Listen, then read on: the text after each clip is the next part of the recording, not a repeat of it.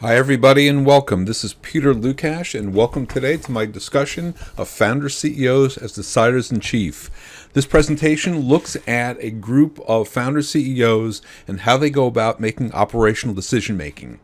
This presentation is based upon the dissertation I recently completed at Northeastern University for my doctorate in organizational studies.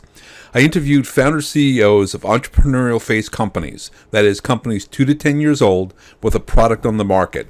And I asked them one question. We looked at a significant operational decision which they had made, and we asked them to talk to them in a conversation mode about how they experienced this operational decision making through the pattern as they grew from a founder with an idea to a growing company. So the entrepreneurial phase of a new venture development is generally 2 to 10 years, sometimes shorter, maybe sometimes a little longer, as the company begins to mature, get a product and products on the market. There's been a lot of work on strategy. There's been really no work looking at operational decisions and how these may be different. So we start with the premise that all human action is the result of human choice. This is what we do. We begin our day with the mundane. We may decide on the shirt we're going to wear. We may decide on the socks we're going to wear. We may decide where we're going to go to lunch, who we're going to go to lunch with. And some of these take more significant decisions. Doing lunch, meeting up with lunch with a colleague, with a competitor, with a potential client. All these have more implications and richer than the mundane. So we looked at, in the conversations I had with these founder CEOs, we looked at one significant operational decision they had recently made and broke it apart, followed the process, step by step, who they talked to, how they come to the decision, and broke it down all the way. The literature on decision-making is rich, going back decades. The classic decision-making model is called the rational model, that the assumption is that humans are rational beings, and they make decisions in their best interest. This is how much of economics has come to be. In reality, of course, we don't do that. We're not that rational, and we put more effort and different weights into different decisions. We're also impacted by our experiences. We're impacted by our personality and character. We're impacted by our emotions. And that's clear. Ask any person who's professional in advertising. The classic model has the 5 steps. We first identify that there's a problem. And this is an important concept as a manager and leader. What you see before us may be symptoms. You need to figure out what's the real problem.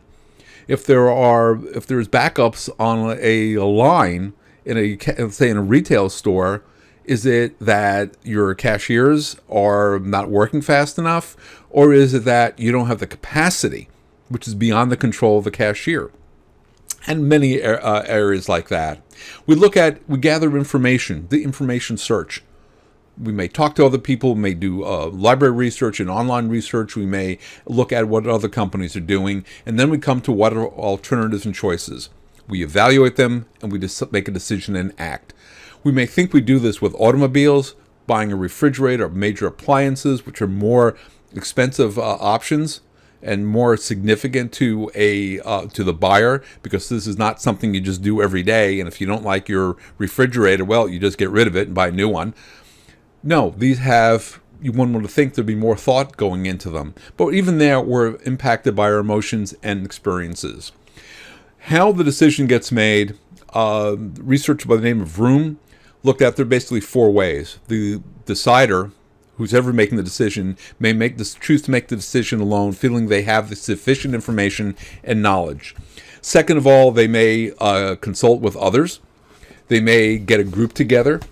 It might be their management team, etc., and come to a conclusion as a group, or delegate decision completely. In the last 30 years or so, there's been the notion of naturalistic decision-making, which is more nuanced and argues that it better reflects what people actually do. Impacting and considered in this model of NDM is the situation, as well as the expertise and experience of the decider. And this is where we get to intuition. Intuition is driven by our experience and skills, the expertise. And there's been considerable research on this. So that in this way, As somebody who's a young manager, let's say, may take longer to make a decision. They may not make as good a decision if they're based upon their intuition, simply because they don't have the experience and the expertise in order to make the decision. This is where training comes in. This is where more consulting should be going on in order to reach a better decision. And as someone gains more experience and expertise, their intuition will come to play. Intuition is not just a feeling. It comes from something. And with NDM, the initial research looked at fire commanders and how they made decisions. And they all insisted, there were I think 32 who were interviewed at length, all insisted that they did not go through identifying the problem, searching for alternatives, evaluating, and deciding and acting. When you arrive at a scene of a fire, you don't have time to do all that. They talked about recognizing the situation. Based upon the situation they see, the experience and expertise, they recognized what was going on and deploy their units appropriately. Now, the difference is there's not one decision point with NDM. They will keep, as new information comes in, they will adjust their decision. They will adjust the actions they are taking, the decisions they were making, and they may have to call. Do they need more units? Do they need some more support? Is something else going on? One fire commander talked about being in an apartment building in an old brownstone, and they were fighting a fire in a kitchen. And the commander said suddenly he barked out, "Everybody out!" Pulled all his crew out. And ultimately, the floor collapsed. Because what had happened was, he described it didn't feel right. He's in this fire situation, but it wasn't hot enough. Something didn't seem right. He sensed, by his experience, his thinking process was something's not right. Responding to it, and it's not a conscious decision making. Pulled everybody out. What happened was the fire was below, on the floor below, in this building. That comes from experience. You've seen this yourself. You probably experienced it yourself. As you go along, you make better decisions, and because of the experience you have, you've seen this before. So the context here is entrepreneurial stage new ventures, and these are nascent companies. They are young. The experience of the people may be different, from some experience, no business experience, to a lot of experience. It's a state of uncertainty because they're still developing the processes. They may not have a lot of resources and don't have the established customer base and flow in order to support the company through its ups and downs. Operational decisions are fundamental because this is what leaders do. All these operational decisions do become precedent because they don't have policies and procedures typically. One founder CEO I interviewed said, as soon as he's a serial entrepreneur, when the company gets big enough they have to start writing procedures, that's when I want out. I want to get somebody in who can run the company, and I'm going to pull back from the day-to-day operation. So decisions are action. For managers and leaders, here's a big takeaway to remember. Decisions are actions. That's how managers and leaders get things done, make things happen in the organization, to commit resources, adjust to the direction of the organization, or other action which commits the organization. This is what I found out. 8 interviews, in depth, roughly between 40 to 60 minutes in length. And this was a conversation. This was not simply straight and answer, because it gave me the opportunity to really probe and stop and take them back. One is that there's a clear decision point every time, and invariably it had to do with cash and workload, and that meant deciding whether to hire somebody as an employee or continue to use contractors. And so this was typically the precipitating problem in this entrepreneurial phase. The paramount paramount purpose of the founder CEOs and their decision making was the goal. The goal was growing the company. It wasn't about making more money per se. That's the measure. That's afterwards. All of them talked at length, whether spontaneously, unprompted, or prompted, talked about the goal and growing. What it came out of all of it was that decision-making process was quick. They moved quickly, but there was a deliberate quality to it. They weren't just going by their gut. They thought about it. They talked to people. They did gather information. They wouldn't have a formal presentation, PowerPoint slides and standing up around the conference table. Here, give me the spreadsheet. Give me your high points here. Tell me what the story is. Getting to the point. So gathering data, but moving quickly. So overall, in all these organizations, the offices were in all situations, very much open. There might have been one or two private offices or a private conference room, but it was very open as far as the layout of the office space. Relationships were more informal and open, and there's more of a consultative feel to it because everybody knew what was going on to a large extent. You could see if the sales and business development people are worried, everybody knows it. If they're celebrating, everybody knows it. If they have 6 months of cash and we're going out for a new raise, everybody pretty much knows it. Pretty soon that we're going out for a raise. Where's the boss? Well, they're out talking to venture capitalists. They're traveling. They're in New York, Chicago. They're in San Francisco. All the startups who I spoke to do have either a formal business partner. In some cases, they didn't have a partner. They were solo, but they did work with might have been a board, it might have been advisors, formal or informal, and formal and informal mentors. One, for example, talked about getting together once a month or so with several other young entrepreneurs and talking about the business, their own informal arrangement. So comes out of this that, and I'm still formulating this as I make this presentation, an accelerated model, an accelerated classic model.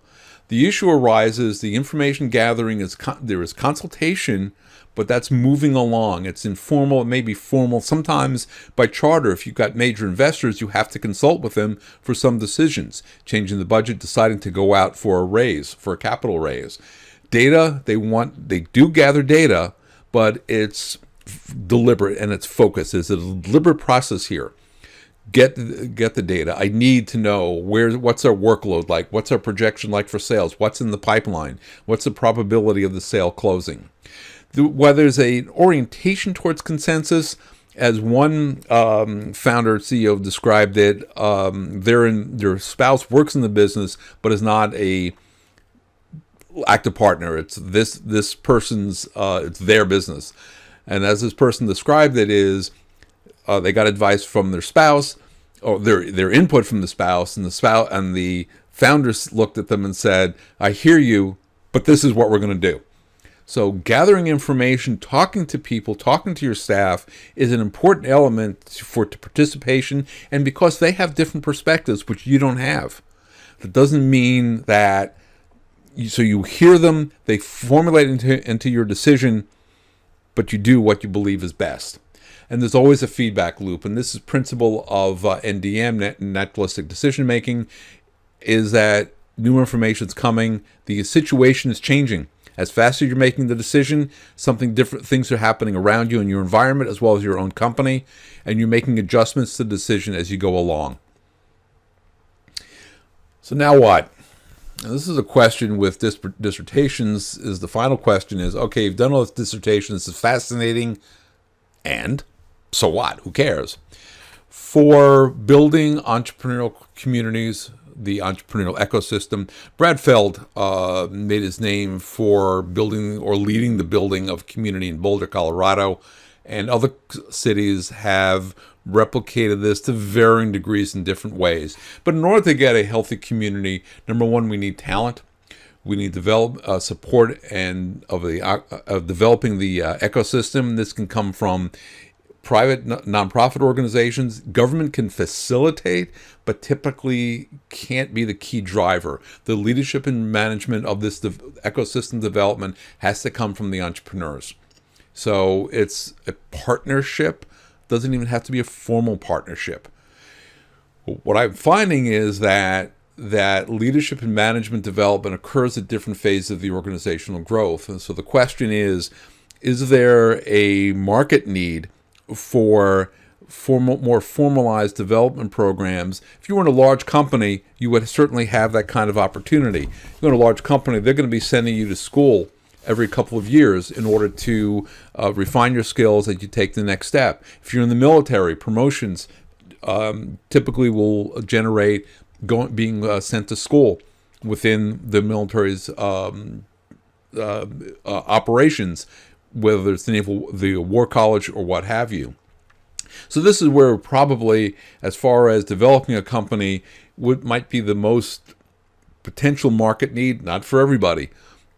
Some of my interviewees had little or no formal business, corporate experience, but very thoughtful and deliberate in their decision making, and their companies are growing and they're doing well.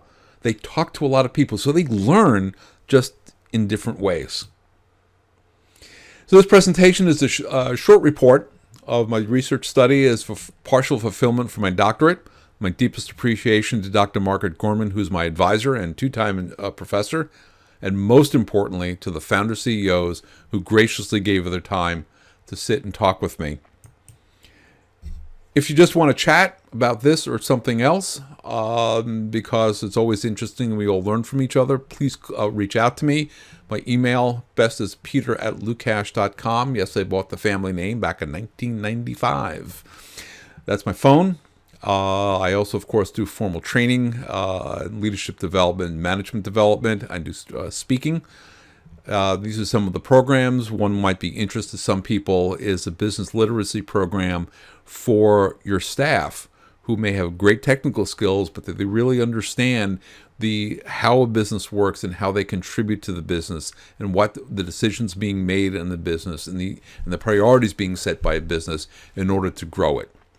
So thank you for your attention here. Thank you for stopping in and viewing this presentation. And I hope to see you. Thank you very much.